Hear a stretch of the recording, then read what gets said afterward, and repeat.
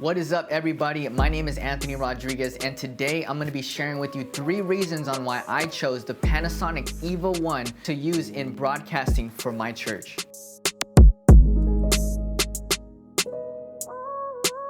So today I am going to jump into why I chose the Panasonic EVA1 to use for broadcast within my church, to use for different videos, and to use for our short films and all of that fun stuff. So right here I have beside me the Panasonic EVA1. I have a Atomos Ninja monitor attached to it and a Canon 24-105 on it as well. So the first reason why I chose the Panasonic EVA1 for our broadcast was because of the versatility that it provides. This camera is a run and gun. This camera is lightweight. There's not too much weight to it. Even after adding the lens and the monitor, I'm still able to carry it with one hand. Some people say it's a little heavy, but the cool thing I love about this is the square body to it, that I could throw my hand under here. I could throw my hand onto the lens and carry it with no problem. So the versatility within this camera, weight-wise, distribution-wise, color-wise, I just love that Panasonic built this, and I know it's getting a little outdated now.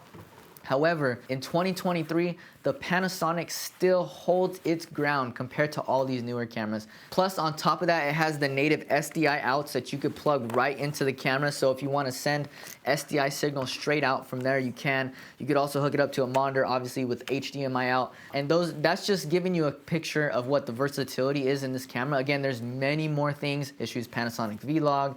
It has a 5.7K sensor. You could downscale that to 2K. You could shoot slow-mo. You could shoot full 4K image quality from this camera. The versatility from this camera is amazing, and I love it, hands down. The second reason why I chose this camera is because of the different ranges in frames per second that you could do. Now, a lot of cameras on the market now are shooting slow-mo. They're shooting 4K. Some are shooting 8K. However, Panasonic does a phenomenal job with their 5.7K sensor. When you downscale it to 4K, when you're using the whole sensor itself, you can shoot at 24 and 60, even 30 as well. However, when you downscale that to about 2.8K, I believe, then you could actually go to the higher frame rates. You could push it all the way up to 120 frames per second, which is just buttery smooth, and I can even show some examples in a minute. But being that it's so buttery smooth, I just love being able to use it for our short film projects. You could even downscale to full HD 1080p and get 190 frames per second out of this thing. For me personally, I don't ever really need to go to 190. I think 120 is fine. So I like to keep the quality. I like to keep it at 2.8K and crop it from there. Now, whenever I shoot projects as far as like a music video, live broadcast production, or if I'm shooting a short film, I will use 5.7K sensor shooting at 4K and use 24 frames per second. I hardly use 60 frames a second, just mainly because I love the 120 look from it. However, for the most part, sometimes I'll have gimbals, I'll have tripods, and I'm able to stand and use the 24 frames per second to get that cinematic look. Now, the reason why you probably clicked on this video is because you're probably wondering how we're able to achieve a 24 FPS look in a live broadcast situation. Well, I'll tell you that because it's so amazing and so smooth that in a live production, when you have all the cameras set to the right specifications, you've matched your color balance, your white balance, you matched all the same settings, and it's going around, and you have multiple cameras with the same gear, it looks phenomenal shooting at 24 frames per second. I'm sure if you talk to any one of the bigger productions, if you talk to any one of the bigger guys that know what they're doing and that they know what kind of cameras are set up, I'm sure they got all these amazing things. For us, in our price range, in our budget range, this was one of the cameras that competed the best, outlooking all of the Canon gear. I'm sure you can go with the Canon C100 Mark II, C200, C300. But then again, with the price points, you're getting a little up there in price points. For me, I wanted to make a solid camera with a nice lens and have a decent monitor for my team to view it on. And so I'll also put some clips of what our church does in this video to show you guys kind of a little bit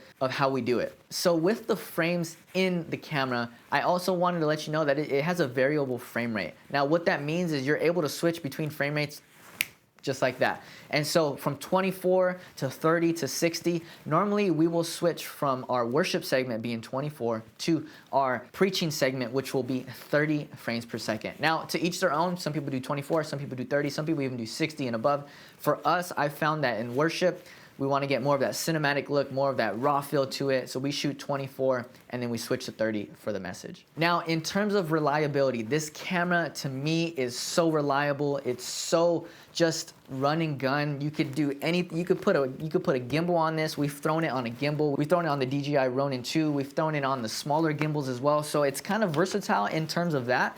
However, the compatibility with lenses, the compatibility with monitors, compatibility on gimbals is just phenomenal. So in terms of broadcast, especially for your church, if you're sitting here wondering today, how do I get a better cinematic look out of my broadcast? It comes down to these three things. The first thing is color balance and white balance. You want to make sure that you set your white balance and match all the cameras together. Even if you're working with different cameras, you want to do your best, do the best you can to match the white balance and make sure it's all balanced in your color settings. The second thing is you want to have the same frame rates. Frame rates depending on 24, 30, or 60 for a live production. For myself, we use 24 to get more of that cinematic look, that more of edgy, raw look to it, and that's how we're able to capture that. And the third thing you want to look for is gear. Lensing, monitors. I would definitely say to upgrade the monitor to something like an Atomos Ninja because you want your operators to see what they're capturing. And then going back to lensing. Lensing is important because obviously you want to have different focal lengths. Some lenses may have in-body stabilization, which is another key, which makes your footage come even smoother to where you don't have to do too much in post.